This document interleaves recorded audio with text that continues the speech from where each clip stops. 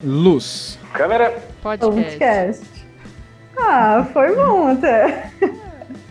Será que as nossas convidadas hoje são bem melhores em sincronia do que a gente? Com certeza, sem sombra de dúvida. Dessa vez a gente trouxe duas convidadas muito legais. Uma que vocês já conhecem, né? A Thaís voltou a participar. Nossa primeira volta para um segundo episódio. E a segunda, provavelmente vocês também já conhecem, né? Se você está ouvindo esse podcast ou assistindo no YouTube, você provavelmente já conhece a Olga, do Olga Filmes. Deixa eu só agradecer aqui esse convite.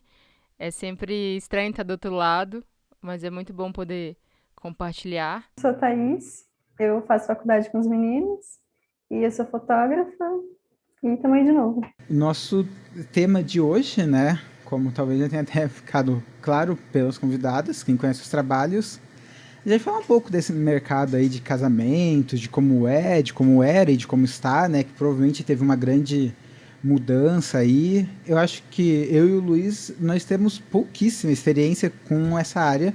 E por pouquíssimo eu quero dizer, inclusive zero, né? Porque eu, praticamente, nunca trabalhei em nenhum casamento. É um tema que eu acho assim, que passa totalmente batido, assim, do ponto de vista da gente que está na faculdade, essa coisa de casamentos. Nossa, Eu acho que eu ouvi falar uma vez só em um semestre, numa aula que eu nem estava, que era de montagem.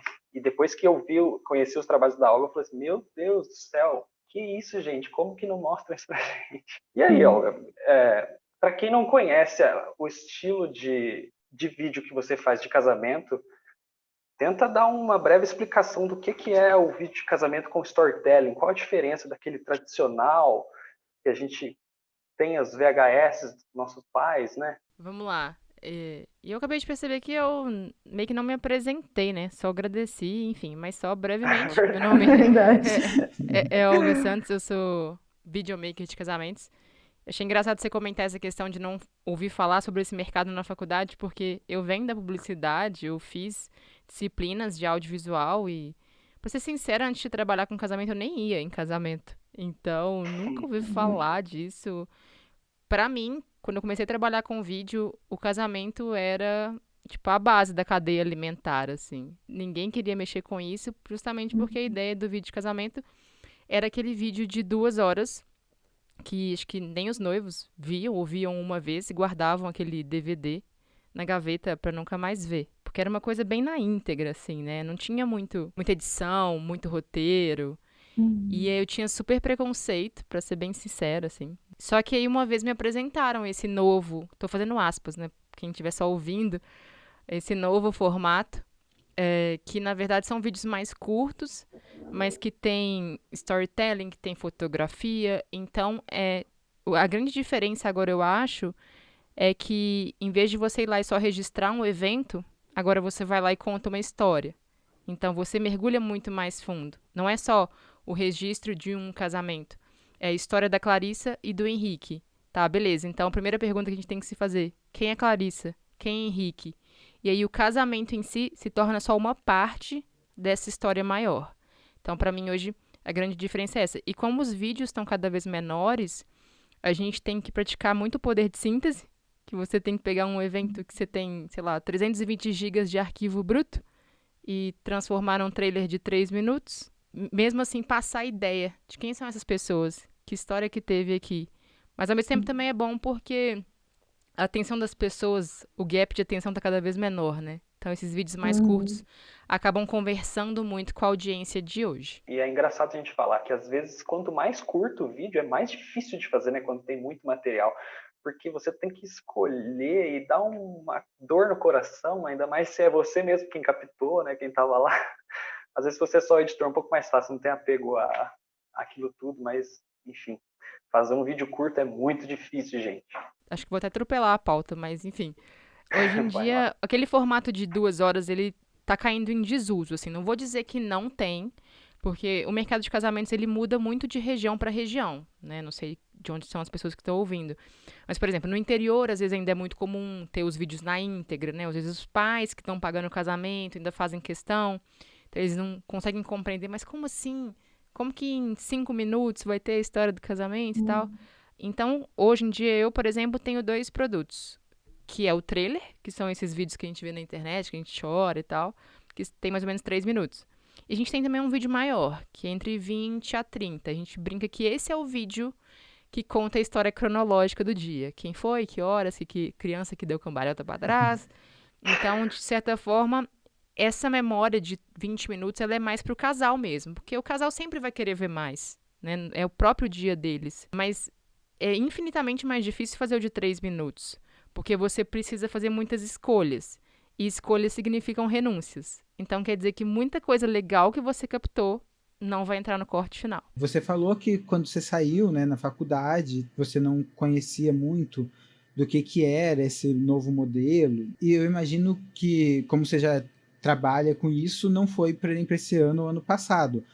Mas foi quando aconteceu para mim também. Assim, eu até ano passado, mais ou menos, eu achava que o vídeo do casamento era isso.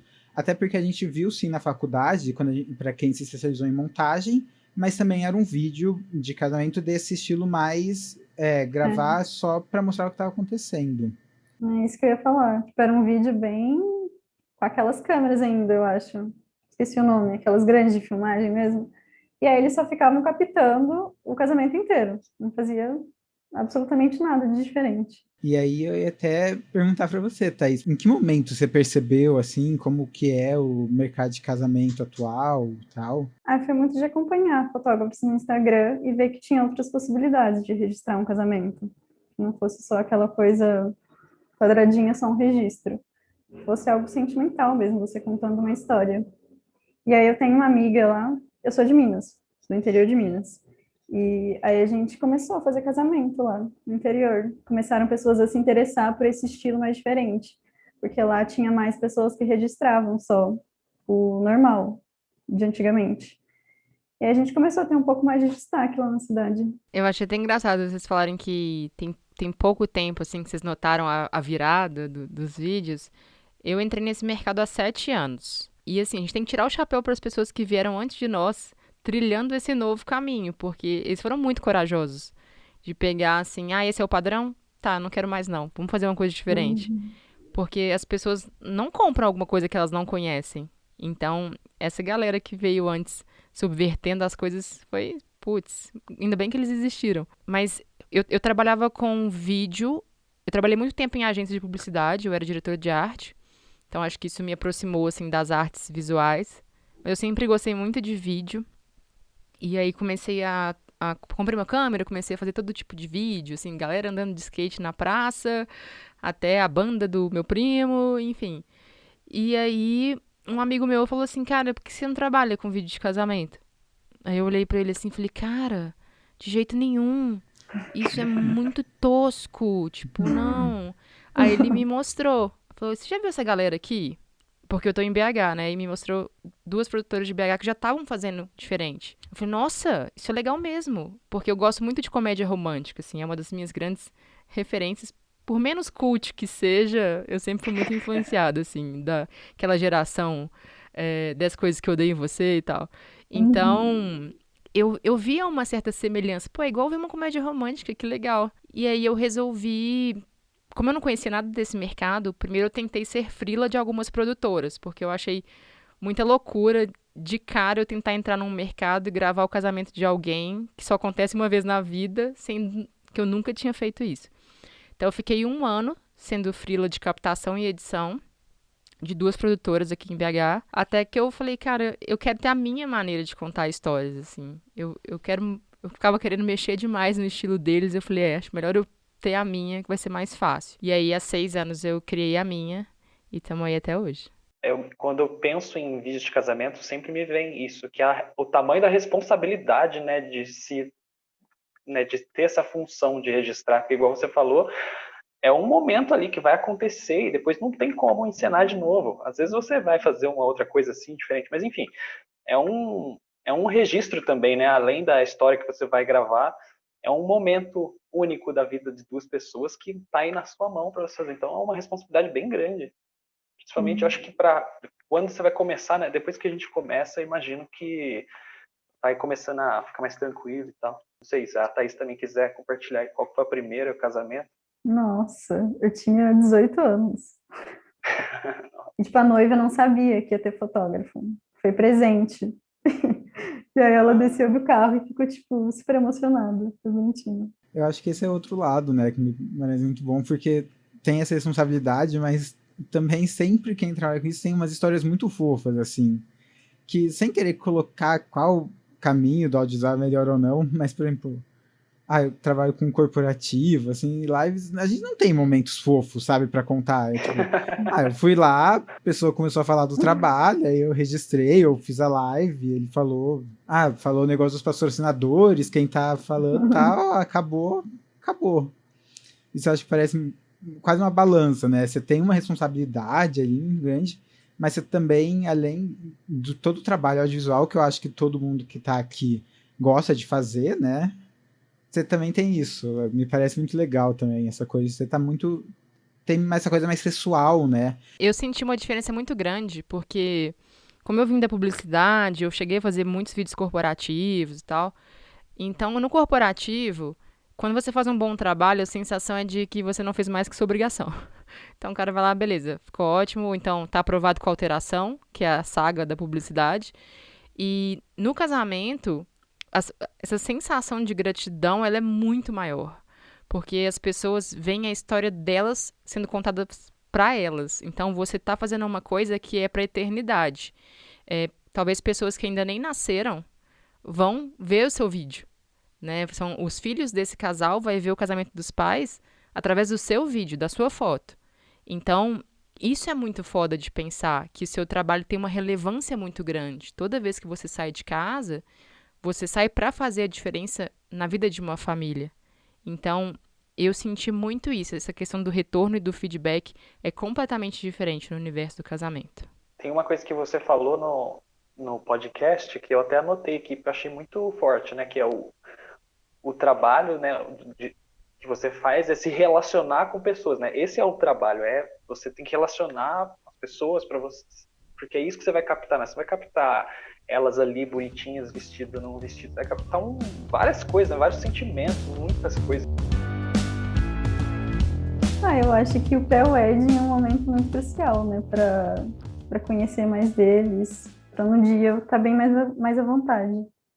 E também eu acho que fazer um formulário antes do pré-wedding, perguntar algumas coisas básicas, conhecer um pouquinho deles, e aí no dia tentar deixar a relação um pouco mais leve. O casamento tem uma coisa interessante que, ao contrário de outras áreas, ele é feito com uma antecedência muito grande. Então você é contratado para uma coisa que vai acontecer dali a 1 ano. Né? Diferente, ninguém contrata alguém para um corporativo dali a 1 ano. Você não sabe nem se a empresa vai estar de pé, né? Então, essa diferença do casamento te permite essa aproximação. Você tem ali, sei lá, mesmo que você seja contratado faltando 3 meses, você tem 3 meses para construir uma relação com aquelas pessoas. E por que isso faz toda a diferença? Porque essa pessoa tem que mergulhar na sua vida, assim. Eu sempre falo que o que a gente faz é um espelho. E o espelho, ele não cria imagem, ele só reflete imagem. Então, quanto mais você se abrir, mais eu vou ter o que refletir. Mas, ao mesmo tempo, como é que você se abre para uma pessoa que você nunca viu na vida? Então, construir essa relação, por exemplo, eu recebo um pedido de orçamento. Se é dentro do nicho que eu atendo, porque hoje, por exemplo, eu só atendo casamentos diurnos. Eu não chego e falo, tá aí o PDF, quer? Eu peço o telefone da pessoa e eu ligo para ela. E eu falo assim, me conta, que história é essa de casar? Nessa pergunta, que eu faço exatamente desse jeito, a gente já quebra o gelo. Não que eu falo assim, me conta que história é essa de casar. A pessoa, então, pois é, eu e Arthur, a gente tá noivo, sei lá o quê, e começa a abrir o coração. Então, ali, a gente quebrou essa barreira de ser fornecedor, cliente, né, essa distância. Ali é assim, olha, queria muito saber a sua história, me conta. E aí, eu vou sempre trabalhando nessa coisa, assim, do informal para me aproximar das pessoas. E aí, eu faço também a questão dos questionários. Eu faço individual, porque no individual, as pessoas às vezes se abrem mais. Porque estando uma do lado da outra, às vezes uma fica sem graça de falar uma coisa da história e tal. Então, individualmente, eu acho que a gente consegue ter acesso a 2 pontos de vista. Aí tem esse momento do pré-wedding que a Thaís comentou, que aí tem um plus, que além das pessoas se conectarem mais com você, elas acostumam com a câmera, porque o pré-wedding já é gravado ou fotografado. Então, e câmera é difícil, né? Ninguém está acostumado com câmera. Então você quebra mais uma barreira. E assim você vai construindo degraus para que você chegue no dia do casamento, abra uma porta de making off e não seja tipo, lá, chegou o pessoal do vídeo. A noiva vai virar e falar assim, caralho, chegou a Olga, que doido. Então, já não é mais um estranho ali. E é assim que a gente vai construindo. Mas tem muita gente que fecha o contrato e beleza, dia 29 de abril eu apareço lá até o futuro. Eu estava lendo a sua página lá embaixo, aí eu achei realmente interessante, né, que você já tem um pequeno filtrozinho ali, né, que você faz os casamentos diurnos, né, eu imagino que seja melhor para fotografia, fica mais bonito. E existe concorrência, assim, tipo, ou é por, enfim, não sei. Você já chegou ao ponto de ter que escolher qual trabalho pegar? É legal assim, porque muita gente, principalmente quem não é da área, vê casamento e imagina assim, casamento, pô, casamento é casamento, né? Mas eu sempre brinco, é igual restaurante, assim, todo restaurante vende o quê? Comida. Então, todo restaurante é igual? Não, porque tem um restaurante que vende comida japonesa, que vende comida italiana. Então, o mercado de casamentos, ainda mais hoje em dia, a gente tem nichos. Por exemplo, a gente tem uma modalidade que ganhou muita força na quarentena, que é o elopement. O elopement é um casamento a dois, é um casamento que só tem o casal. Ou o casal e um celebrante, por exemplo. Tem gente que só faz elopement, por exemplo. Nos Estados Unidos tem muito fotógrafo só de elopement. Eu só faço casamento diurno por uma série de questões. A questão da fotografia é um grande ponto. Tem a questão de lifestyle. Eu nunca fui uma pessoa muito da madrugada, então eu sinto que minha energia ficava muito drenada naqueles casamentos que iam até 4 da manhã. E eu quero render, né, num casamento. Mas tem, por exemplo, profissionais que só trabalham com destination wedding, que são casamentos que acontecem em outras cidades, outros países. Então, hoje existe uma ramificação muito grande. E como existe uma ramificação, os profissionais hoje conseguem escolher, entre aspas, para quem que eles querem trabalhar, né? Então, para mim, eu faço esse filtro antes, mas demorou uns 4 anos para eu conseguir realmente focar nesse público específico. Você, Thaís, você já tem o seu... Você sente que existe o seu nicho? A gente é da mesma cidade, inclusive. Sempre eu tenho a oportunidade de dizer isso. A gente é de Minas, do interior, né? E eu, assim, conhecendo do mercado de casamentos de Minas, que não tem muita coisa. Tipo Pouso Alegre, eu vou fechar ainda mais. Eu sei que é uma coisa muito tradicional, né? Normalmente a gente conhece na rua os fotógrafos de casamento ou as pessoas que são... Eu acredito que ainda não. Não é o meu foco principal. Tipo, eu não me considero fotógrafa de casamento. Muita coisa envolvida. Eu acho que o nicho é uma coisa que realmente vem depois de alguns anos, né? Por exemplo, eu vejo aqui minha situação... Eu considero que eu tô no mercado de usar assim há 2 anos. Que eu tô 4 anos na faculdade, né? Eu acho que ali no 3º ano eu comecei a me sentir mais confiante de pegar, tipo, uma Canonzinha ali, T2i, sair oferecendo, sei lá, videoclipe por R$200, que foi eu e o Luiz fazer ainda, então saiu 100 para cada. Inclusive, a gente está preparando um conteúdo sobre essa história, um monte de enrascadas. Mas, enfim. Eu acho que tá 2 anos assim, tipo, eu gosto, inclusive, de falar que eu ofereço tudo que for, sabe? Tipo, live, bora fazer live. Clipe, bora fazer clipe. Eu acho que o nicho realmente, 4 anos talvez, nem sei se com 4 anos de mercado eu vou já tá me sentindo nichado. Até pra gente conhecer tudo, né, e tal. E a gente sempre traz aqui também que, claro, a gente fica falando, sempre a gente tenta falar de uma forma positiva das coisas, mas tudo também tem seus perrengues, né? Por exemplo, o casamento noturno, como ela falou pra ela, era uma coisa que esgotava muito a energia, né? Então tudo tem seu lado bom, seu lado ruim. Sim, ainda mais quando você não consegue se dedicar somente a isso. Por exemplo, a gente tem a faculdade e eu trabalho numa empresa de marketing digital, 8 horas por dia. E aí, tipo, é muito difícil para me dedicar à fotografia 100% e ter um nicho específico. As pessoas vão me reconhecer por ele. E eu acho super saudável também. Por exemplo, eu fiquei 1 ano na vida dupla, eu fiquei trabalhando na agência 8 horas por dia, chegava em casa, editava e tal. E quando eu entrei pro audiovisual, eu fiz fashion filme, videoclipe, vídeo pra banco, vídeo pra hamburgueria.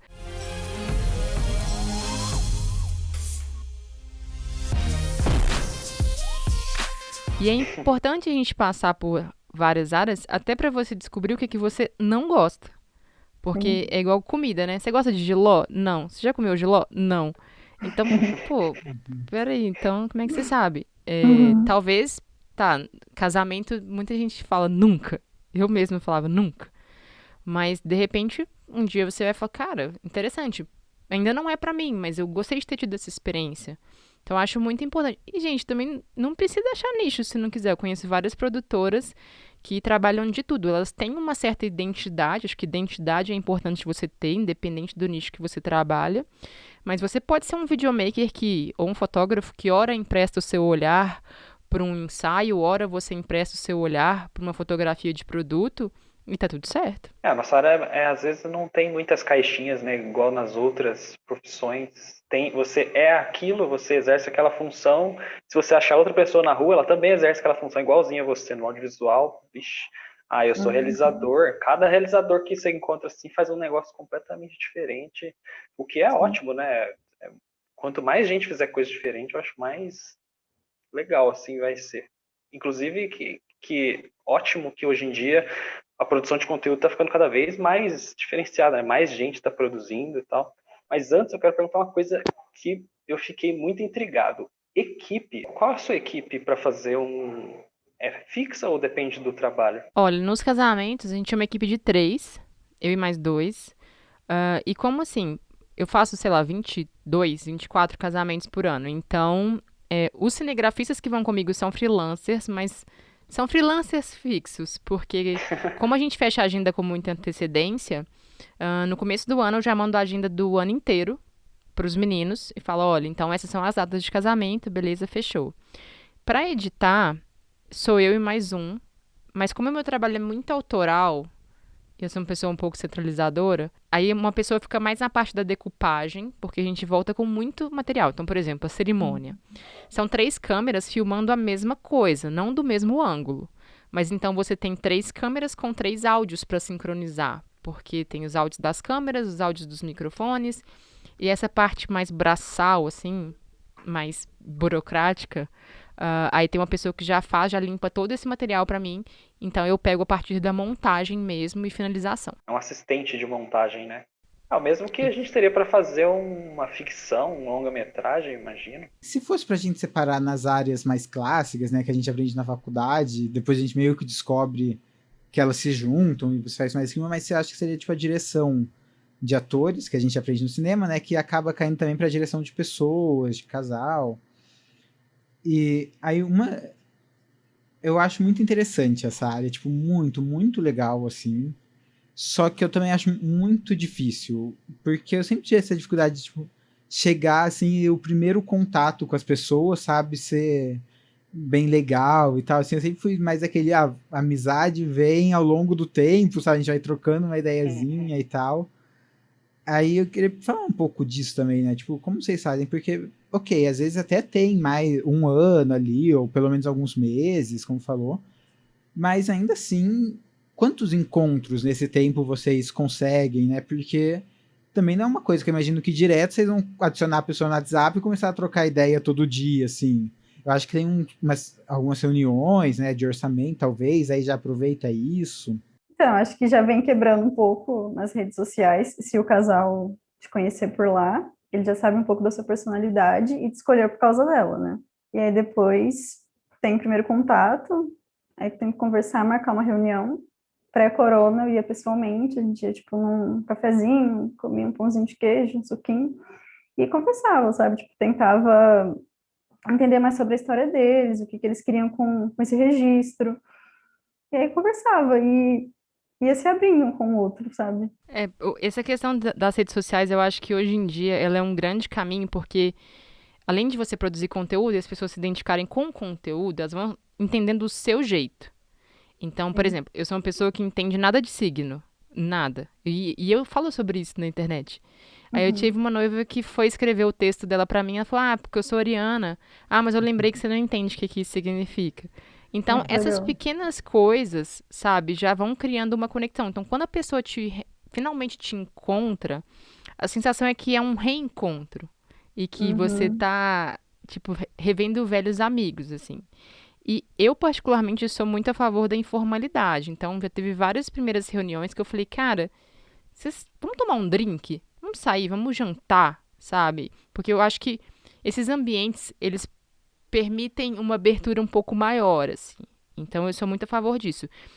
E eu tento, de certa forma, manter essa conexão, seja via Instagram, por exemplo. Eu vi uma coisa no Instagram, um Fusca, vamos supor. Eu lembrei que a fulana queria um Fusca no casamento dela. Aí eu mando pra ela isso por direct. É uma coisa boba? Mas são nesses detalhes que vão se criando essa conexão. Ou então, no WhatsApp, só saber, e aí, você conseguiu fechar o fotógrafo? Você quer ajuda com alguma coisa? Construir essa presença, assim. Não dá pra fazer isso com todos os casais, até porque não são todos os casais que dão essa abertura. Tem esses casais que realmente, cara, aqui, pode ser só pro dia mesmo, tá? Tudo bem. Nem eu te ligo, nem você me telefona. Mas é por isso também que vai fazendo o filtro, né? Da forma como eu sou no Instagram, eu atraio cada vez mais clientes que querem se abrir, que querem um pouco dessa zoeira, assim. Então, acho que com o tempo também o Darwin vai fazendo o papel dele e filtrando pra você quem chega, sabe? Sim. Dica principal que eu peguei foi principalmente marcar essa reuniãozinha com as pessoas em algum lugar, né? Que não seja um escritório, assim. Ou mesmo uma coisa que eu já percebi que era um erro que eu cometi nas primeiras vezes, que é, tipo, a pessoa chega, assim, e você já logo cai direto pro fechar o negócio, né? Que é, tipo, a pessoa já chega conversando, você já, tipo, então me passa a sua demanda e eu já te passo o valor. É uma coisa que eu fazia logo nos primeiros trabalhos que eu peguei, assim, e depois eu percebi que, não sei, nem eu gostava muito disso, sabe? Porque eu chegava lá e eu não sabia quem era a pessoa também. Também tentava correr para passar um valor e passava um valor que depois eu falava, por que eu passei esse valor? Nossa, mas no começo é assim mesmo, né? Essa maneira de conduzir a reunião, cara, pelo menos aqui nas minhas reuniões, a última coisa que eu falo é de mim, ou do meu trabalho. Até porque eu acho que se a pessoa chegou até mim em alguma coisa, ela já viu, né? Então, beleza. Tem os aventureiros que pedem orçamento e nunca nem sabe quem eu sou, mas aí tá tudo certo também. Então, eu sempre quero saber da pessoa. Igual eu brinquei aqui, que história é essa de casar? Beleza. Aí eu pergunto, você sempre teve o sonho de casar? Era uma coisa desde pequena? Você vai casar na praia? Qual que é a sua relação com a praia? Qual que é a sua relação com essa praia? Então, sem perceber, a pessoa foi se abrindo. Eu só fui jogando perguntas, porque muitas vezes o cliente só quer alguém que escute ele.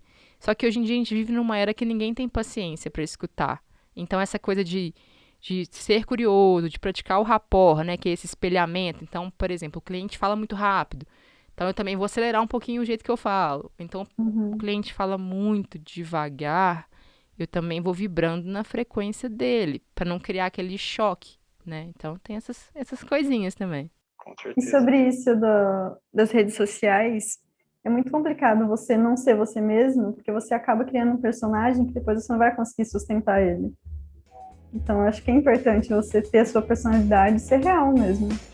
Porque as pessoas vão se identificar. Não vai ser todo mundo, mas vai ter quem vai se identificar, né?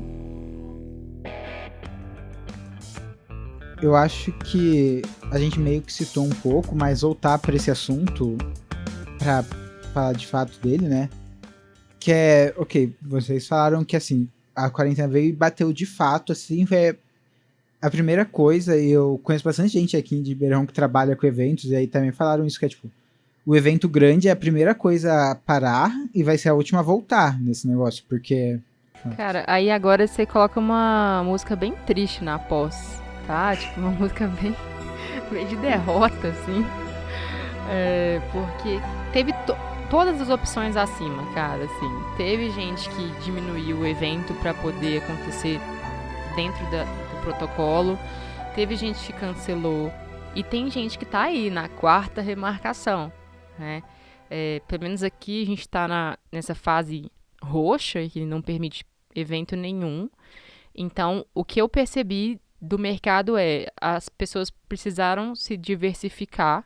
E aí também entra um grande perigo de você focar num nicho só. Que se esse nicho acontece qualquer coisa com esse mercado, você ficou na mão, né? Então, a maioria dos meus colegas aprendeu a se diversificar. Então, a moçada foi fazer live. Muita gente investiu em live, transmissão ao vivo, né? fotógrafos, muitos foram fazer famílias, gestantes, ensaio de casal, porque as pessoas não pararam de engravidar, né, de ter filhos, então tiveram partos, enfim. Muita gente foi produzir curso online, porque o mercado de curso online bombou nessa quarentena, né? Então, de repente, a gente tinha um monte de expert precisando de alguém para fazer as videoaulas deles. E aí, numa dessas, muitos videomakers nadaram de braçada, porque a demanda era muita e muito rápida. Eu, particularmente, investi no meu próprio curso online, que já era um projeto que eu tinha no papel, porém, com a quarentena, eu ganhei, entre aspas, o tempo de produção, que era algo que falta, porque essa vida de eventos, ela é muito corrida, porque todo fim de semana você tá num casamento, e durante a semana você está editando, atendendo cliente, fazendo contrato, mexendo no Instagram. Então, realmente, você parar para focar em outro projeto é muito difícil. Então, quem ficou esperando o casamento voltar, não se deu bem, não. Então, pelo jeito, na adaptação não foi dentro dos casamentos, né? A adaptação foi sair para outros mercados. Muito bom para quem, mas não dá para falar que não é triste, né? Porque o motivo é muito triste, infelizmente, disso acontecer. Aliás, eu até vou aproveitar esse tópico, assim, teve gente que tinha, né, reserva de segurança e tal, que uma coisa que é interessante do mercado de casamentos aí, puxando muita sardinha pro nosso lado, é que ele forma profissionais com multi-habilidades. Porque num set de filmagem, tem lá o cinegrafista, o diretor, o cara do som, o cara da luz, beleza. No casamento, você é todas essas pessoas. Porque você é o cinegrafista, você é o diretor, você é o editor, você é o cara da luz, você é o cara do som.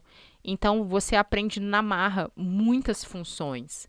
E isso te prepara demais. Você cria muita resiliência e você aprende a fazer muito com pouco. Tanto é que, quando eu estava já no casamento e me pediram um orçamento de um corporativo, eu fiz um orçamento super enxuto, porque eu sabia que ia dar para fazer com aquilo. Só que a agência estava acostumada com mega orçamentos de mega produtoras. E eu falei, mas não precisa disso tudo. Ah, não, precisa sim. Eu falei, então tá bom, passar bem. Então, isso é uma coisa muito interessante do mercado de casamentos, assim, como que as pessoas, cara, é você mesmo, não tem mais ninguém não, pode aprender a fazer aí. É engraçado, o nosso curso é a UFSCar, né, uma faculdade federal, e o negócio ficou meio feio, assim, de uns tempos pra cá, né, por causa de umas certas pessoas na política. Então, a gente acaba ficando...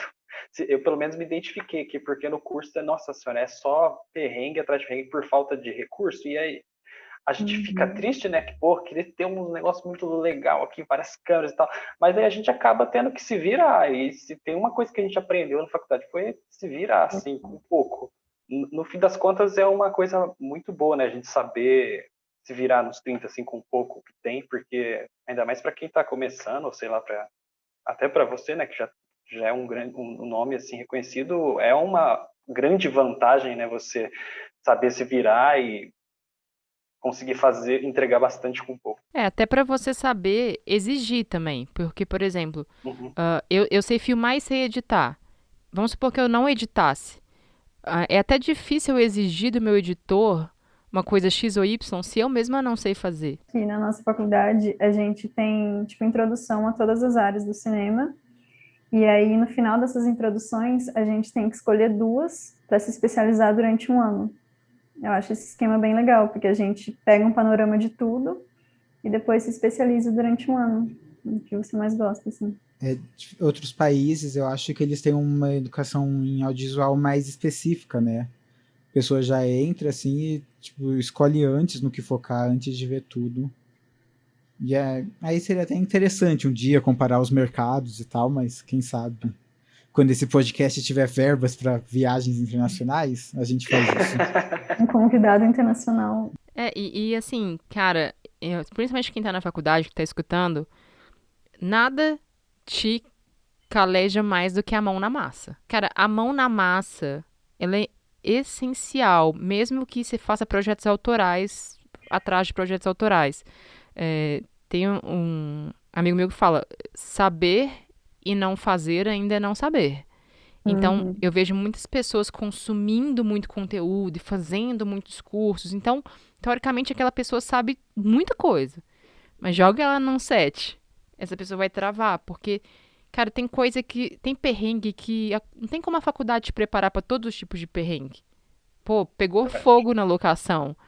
Quando que a faculdade ia te preparar pra isso? Ó, o noivo não apareceu. Tipo, então agora eu não sei o que que faz. Não me ensinaram isso na faculdade. Então, eu acho que uma hora você tem que parar de planejar, largar um pouquinho o livro, o YouTube e pegar a sua câmera e ir lá mesmo. Depois você, é bom que depois você volta e vê o que que você precisa estudar mais, de repente. Você citou isso, aí a gente precisa fazer a pergunta. Aí. Já aconteceu você tá lá registrando um casamento e o noivo não aparecer? Cara, noivo. Eu já tive muito perrengue em casamento, muito perrengue.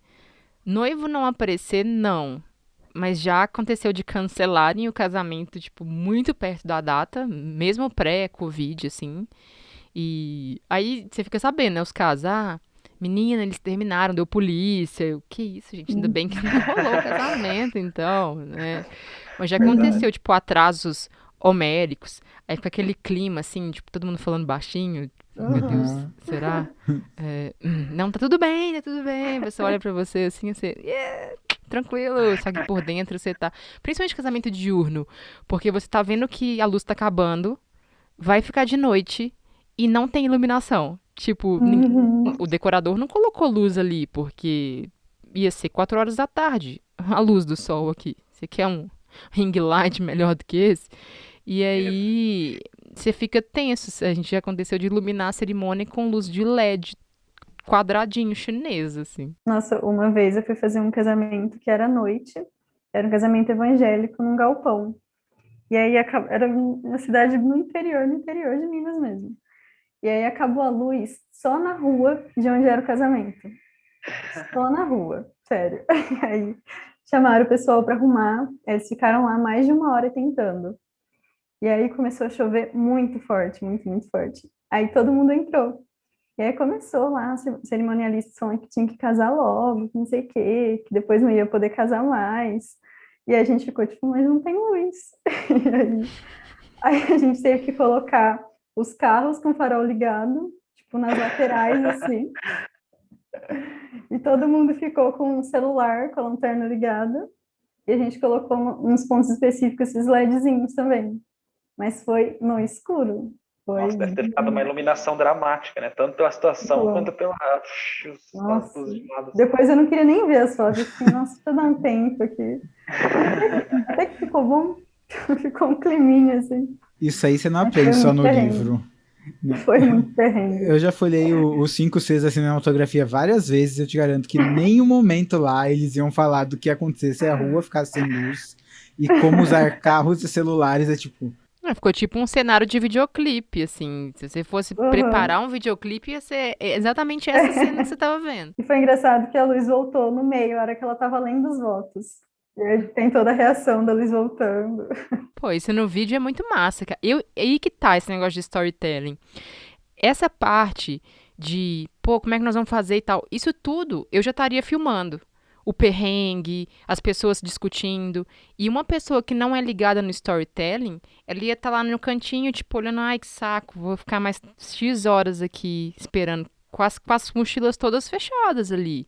Então, o vídeo, ele também tem esse poder de ressignificar algumas coisas. Eu já fiz casamento que choveu, mas o noivo era inglês, então no vídeo eu fiz uma brincadeira com Londres, porque Londres é a cidade da chuva, né? Então eu soube ressignificar isso para essa memória que fica no futuro. Não é mentir, né? Não é mascarar, mas é você pegar aquilo ali que teoricamente é uma coisa ruim, mas será que tem outra maneira de olhar isso?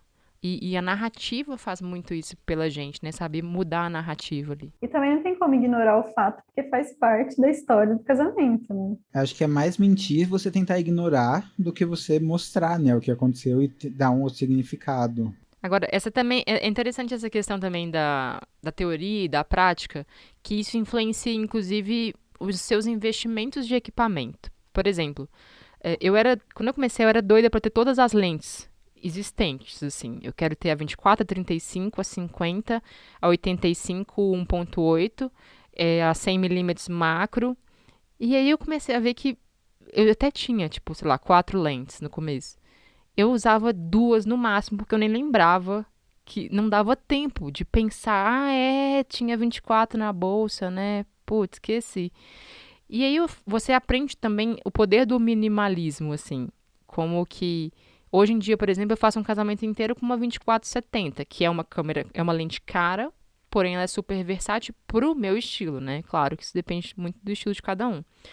Mas é diferente como a gente vai mudando o pensamento, assim, sabe? Você quer tudo no início, e todos os steadicams, e os estabilizadores, e grua. Antigamente tinha grua em casamento, gente. Vocês imaginam isso? Tipo, uma grua de 3, 4 metros num casamento. Então as pessoas usavam meio que sem nem saber pra quê. Porque era chique chegar com uma grua num casamento. Né? Hoje, tipo, eu vejo isso dá até taquicardia, assim. Uma coisa que eu sempre fiquei em dúvida, assim, assistindo outras pessoas trabalharem, né?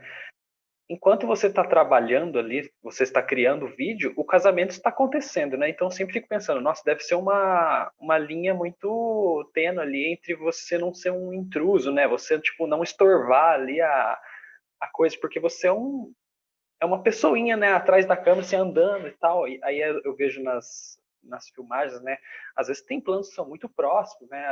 Normalmente você tenta ficar mais longe assim, mas querendo ou não, você é uma pessoa caminhando ali no meio da igreja, no meio da cerimônia, não sei lá onde quer que esteja acontecendo aí. Mas dá um medinho assim de esbarrar numa madrinha, ou tipo, eu não sei, eu fico pensando assim, nossa, você tem que ter tipo uma autoconfiança assim para você pegar e entrar assim lá, porque tá todo mundo sentado assistindo e você tá tipo indo lá pertinho assim ou se mexendo no meio. Na entrada, às vezes grava de frente, né? E aí é É, isso, é todo mundo sentado, os noivos andando aqui, e você andando no mesmo tapete de frente, andando de costas ainda, né?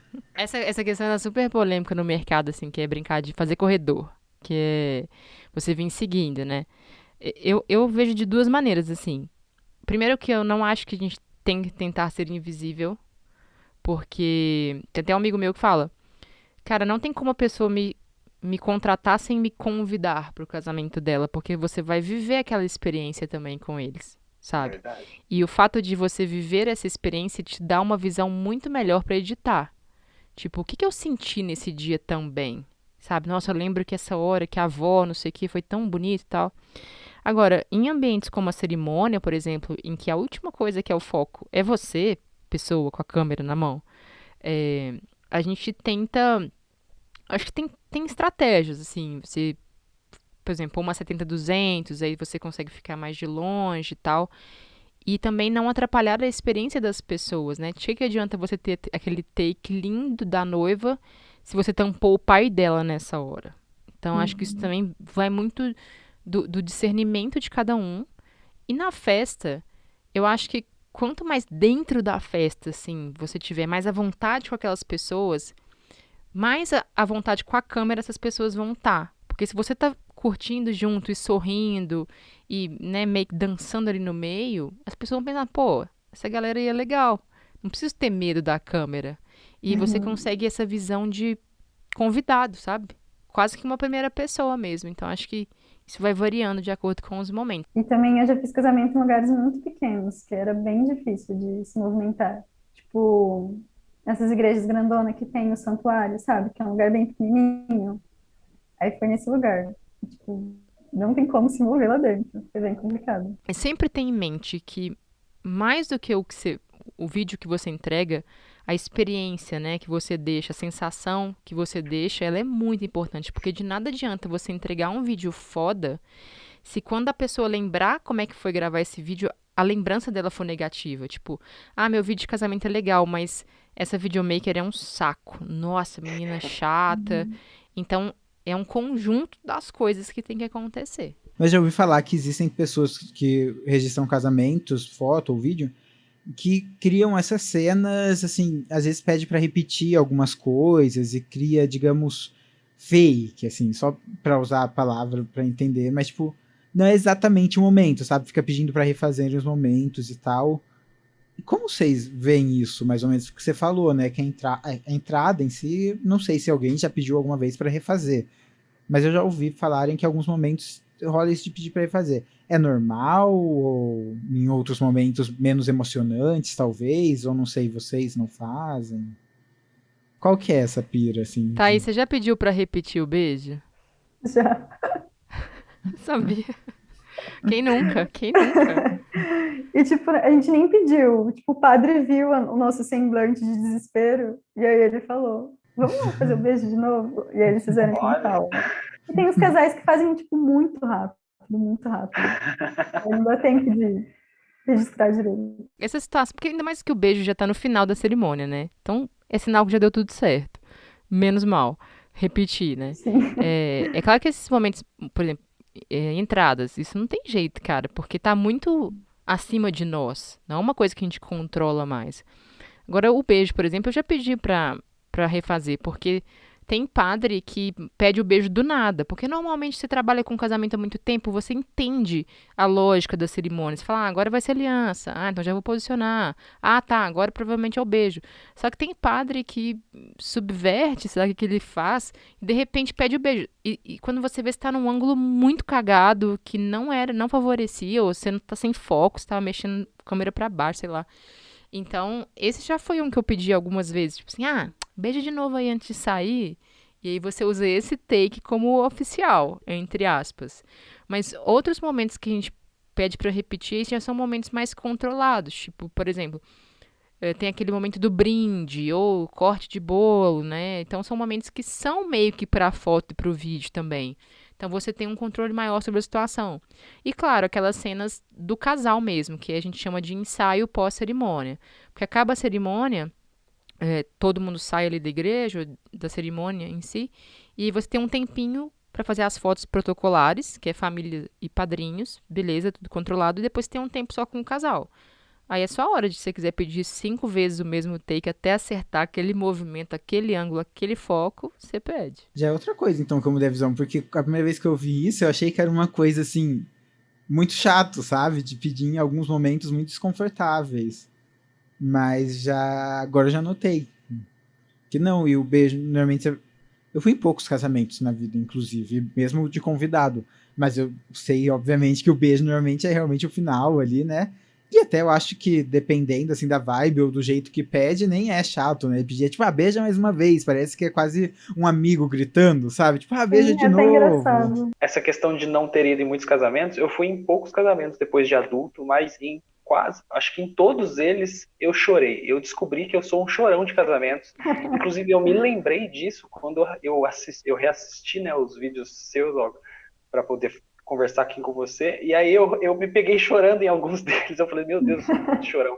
Será que eu teria futuro na carreira de realizador de casamentos ou para mim não rola? Cara, é aí que dá futuro mesmo.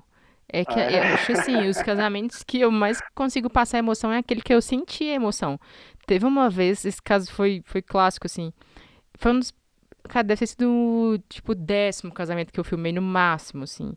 E aí a noiva entrou e todo mundo começou a chorar. Para onde eu olhava, o povo tava chorando. E me deu uma vontade de chorar também. Era uma música do Coldplay e o negócio foi ficando difícil pra mim, porque tinha memória afetiva. E aí ela foi entrando, eu fui querendo chorar. Então o que que eu fiz? Eu torci pra câmera estar focada, que eu já não enxergava mais nada, e fui pra trás da árvore, assim, que tinha. Logo atrás do padre, assim, pra esconder, né? E a noiva me conhecia. E ela entrou toda emocionada e tal. Aí a primeira coisa que ela falou, olha a Olga chorando. Tipo assim, eu não, gente, eu não tô aqui não. Tipo, dá licença. Então, é muito legal essa coisa de se emocionar no próprio dia, até porque na edição você vai lembrar disso. Você fala assim, cara, essa hora foi muito emocionante. Então, essa hora precisa de um destaque na edição desse vídeo. Então, chora junto. É bom que o casal também vai ficar super mais conectado com você também. Ah, beleza, então. Fiquei feliz. Eu achei que não ia dar certo. Já chorou, Thaís? Já chorei em depoimento. Nossa, o último, inclusive, que a gente fez em janeiro. Que ele começou a contar do começo do relacionamento deles, que ela teve uma doença, e aí foi difícil para eles superarem. Nossa, quando veio a gente tava. E ele começou a chorar muito, tipo, muito, muito. A gente começou a chorar junto. Mas faz parte da história, né? Legal. Faz parte. É o que a gente tá falando lá no começo, né? Cara, e eu sempre falo com as pessoas assim, porque entrada de noiva é muito emocionante, né? Geralmente. Mas a escolha da trilha faz toda a diferença. Assim, E é eu já todo fiz casamentos com as mesmas convidadas, eram duas amigas do mesmo grupo. Num casamento, todo mundo chorou muito, e no outro ninguém chorou. Eu fiquei assim, gente, mas são as mesmas pessoas. Por que vocês choraram da fulano? Não posso falar os nomes, né? Depois vai que escuta. Aí falou, cara, acho que foi a música. A música de uma era muito mais emocionante que a da outra. Então, Uhum. quando eu falo assim, o que a gente faz é audiovisual e o áudio vem primeiro, não é à toa. Sim. Verdade. Antes de ir pra finalização, queria fazer uma pergunta. Porque a gente já falou disso, então vou até já cortar direto uma pergunta mais específica. Vocês citaram que tem muito freela em casamento e que, pelo jeito, vocês dois começaram por esse caminho, né? Seria, tipo, esse o caminho, assim, pra começar mesmo em casamento? É, tipo, essa é a porta principal? É uma cilada, Bino. É tudo que eu tenho a dizer. É uma cilada, Bino. Eu fiquei Resume curiosa, bem. como é que você entrou, Thaís? Você começou de freela ou você já começou fotografando? Eu comecei fotografando. Tô Aí com eu uma já é um outro amiga. caminho, aí conta aí, conta aí. Sim, eu conheci uma amiga no cursinho que queria seguir com fotografia também. E a gente começou a fotografar junto e surgiu a oportunidade de fotografar um casamento. Aí a gente cobrou R$ 400, achando que estava arrasando. E aí a gente começou a fotografar lá na cidade, porque é uma cidade relativamente pequena. E aí as pessoas foram conhecendo a gente. Vocês fizeram um primeiro e depois foi no boca a boca. Isso. E rede social também. Eu brinco que é a força do pequeno círculo, assim. Porque não adianta você querer dominar o mundo se seu vizinho não sabe que você fotografa, sabe? Então, eu acredito que tem esses dois caminhos. Você ser freela de alguém, o que é legal porque você tem tipo um mentor. Então essa pessoa, olha, deixa eu te mostrar esse universo, venha comigo. Então, é um caminho, mas de qualquer forma, lembre-se que não adianta pedir freela sem mostrar serviço também. Então, ou você pede um freela não remunerado, ou você já tem alguma coisa, mesmo que de outra área, para mostrar. Quando eu entrei de freela nas produtoras, eu só tinha um vídeo de viagem editado, mas era um vídeo muito legal de viagem. Então, já deu para a pessoa pelo menos ver a minha edição. Então, comecei como freela de edição. Aí, pegando conhecimento, a pessoa foi. Então, vai num casamento comigo. Porque uma coisa é você cagar a edição, uma coisa é você cagar a captação. Nem tudo tem conserto na pós. Então, é uma responsabilidade. E tem esse jeito também de você. A gente sempre conhece alguém que está casando, né? De repente, essa pessoa, por exemplo, não vou ter vídeo, não. Então, posso te dar o vídeo? Ah, pode. Então, olha só. Meu primeiro vídeo, viu? Não posso te prometer nada, não. Beleza. E aí, você pelo menos coloca a bola em jogo. E aí vai para esse caminho igual a Thaís, tipo, já vou criar um Instagram, já vou falar com mais pessoas. E uma coisa que é muito, muito, muito forte nesse mercado especificamente, acho que até mais que em outros, é o network. Porque apesar de existir um mundo de Instagram e tal, casamento é um mercado que as pessoas não querem arriscar. Elas querem algo que já deu certo para alguém. E como é que você faz isso? Perguntando para as pessoas, né? Igual você quer comprar uma panela. Você fala assim, amiga, me indica uma panela. Então, as noivas vão perguntar para outras noivas ou para os cerimoniais, que são um grande player desse mercado. Os cerimoniais têm na mão um poder de indicação muito grande.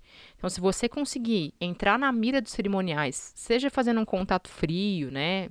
Oi, tudo bem? Queria apresentar meu trabalho para você e tal. Claro que quanto mais específico você for, mais chance você tem da pessoa te notar. Mas eu acho que é um mercado que precisa ver e ser visto. Então, nas redes sociais, não adianta você só postar e ficar esperando. Você tem que fazer a roda girar. Então, você entrar ali no radar de outros fornecedores também é uma boa. Dicas aí, praticamente uma aula que a gente está tendo introdutória a casamentos, mas aproveitando já que a gente está falando de redes sociais, falem as redes sociais de vocês para o pessoal, caso cometam a loucura ainda de não terem visto nada, para eles poderem ir lá e verem, conhecerem o trabalho. Eu vou até adicionar. Vai lá, Thaís, fala a sua. Eu vou te adicionar aqui agora. É Thaís Siqueira, Thaís com H, ponto, foto com PH. O meu não tem erro. É tudo Olga Filmes. Instagram, YouTube, que mais? Qualquer coisa aí. Telegram. Pode procurar que você vai achar. Vimeo. Faz um tempo que a gente não grava com um convidado, acho, mas a gente tem a nossa perguntinha final, né, para os convidados. Que aqui a pergunta se repete sempre, é fixa, mas a gente gosta de sempre pedir recomendações, né?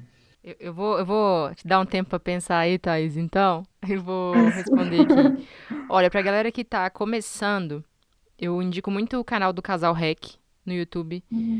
Eles dão muitas dicas, muitas reviews, muitos tutoriais de coisas simples, galera. Desde qual câmera comprar, até como gravar com câmera na mão. É muito legal mesmo, assim. Eles têm muito conteúdo no YouTube, tem também alguns cursos.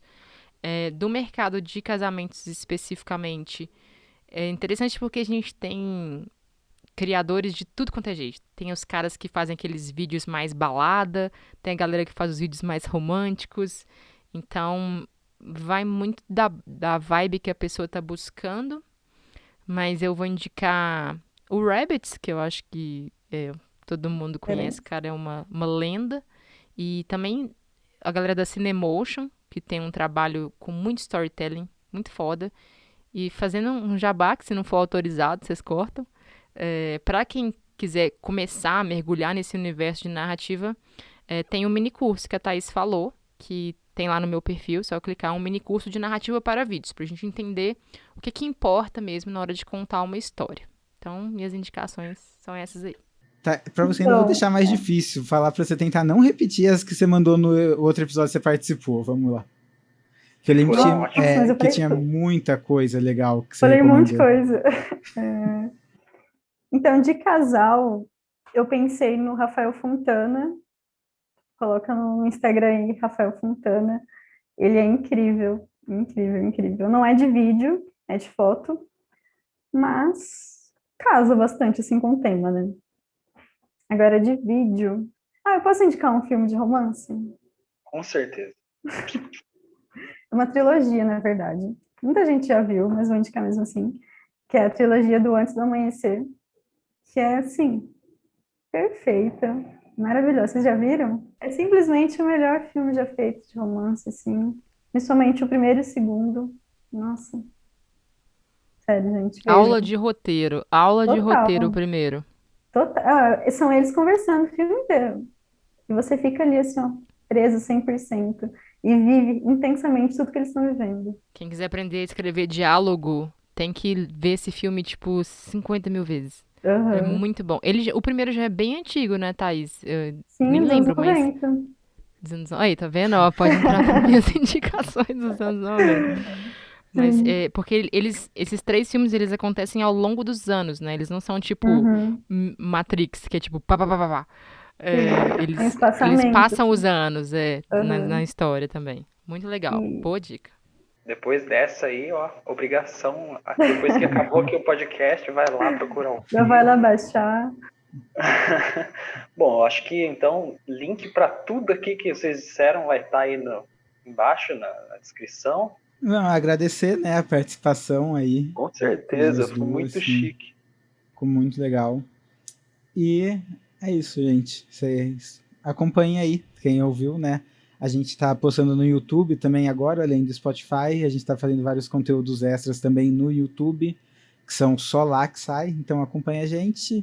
Deixa um comentário aqui falando sobre o casamento, falando sobre qualquer coisa que a gente responde. E é isso, até mais.